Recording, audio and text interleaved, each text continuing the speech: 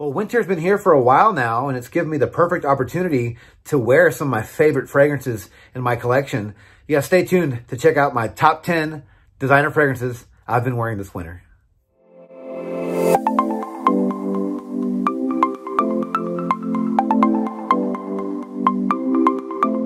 So coming to the honorable mention spot is a fragrance that I fell in love with a long time ago. It is actually an intense version of the original. This fragrance is an Oriental Fougere. It has coffee, tonka bean, and patchouli. This fragrance is very sweet, aromatic, and warm spicy. From the house of GIVENCHY, we have Play Intense.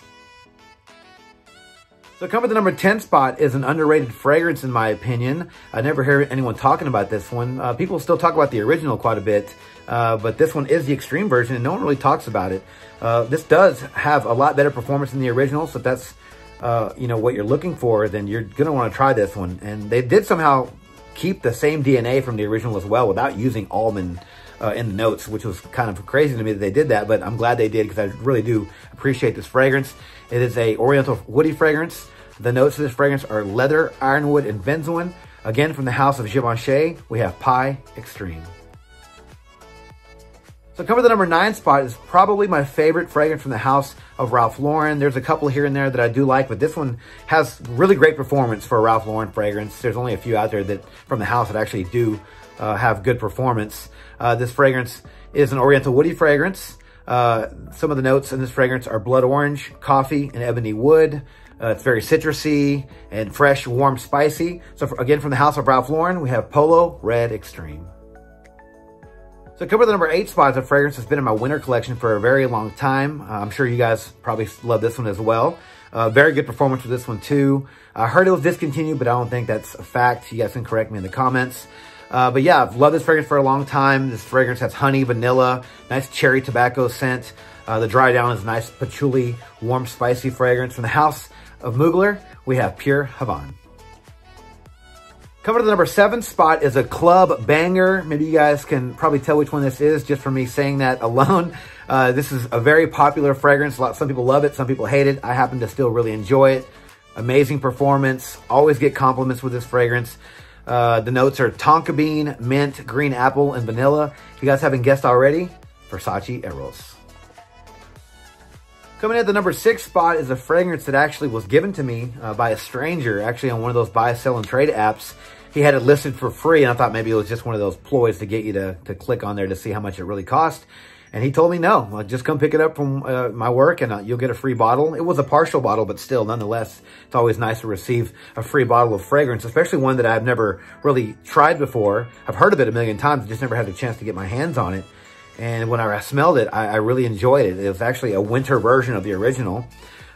This fragrance has violet leaf, vanilla, and rum. It is an Oriental spicy fragrance. If you like the original, you're probably going to love this one. It has a lot better performance too. From the house of Christian Dior, we have Fahrenheit Parfum. So coming to the number 5 spot is probably the best performing fragrance from the house of Calvin Klein. Feel free to correct me down in the comments. But I do feel this is probably the longest lasting fragrance and probably the beastliest fragrance from the house of Calvin Klein. I got my nose on this one a couple of years ago and got a great deal on it and fell in love with it. It's a bit daring, so if some of you guys don't like kind of a skanky leather, you might not like this fragrance. It's pretty mature, but it has a great sillage and great performance. It has a really nice smell when it's in the air. Up close, it might be a little harsh. This fragrance is amber, incense, honey, and leather. It's very deep and resinous and dark and a little skanky, but nothing that's going to clear out a room. So from the house of Calvin Klein, we have Euphoria Men, Amber Gold. Coming in at the number 4 spot is a fragrance that I did a video on a couple of months ago, and I really did fall in love with this one. I really did like it. It was almost love at first sniff. It did sort of remind me of another fragrance, different enough to probably keep both, because I do have the niche version, I guess, of this fragrance and still in my collection.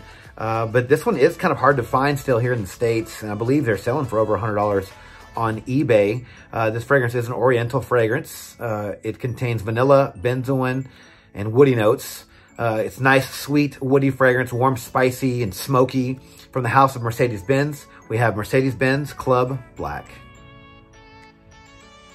All right, so we're down to the final 3 fragrances in my top 10 designer fragrances I've been wearing this winter.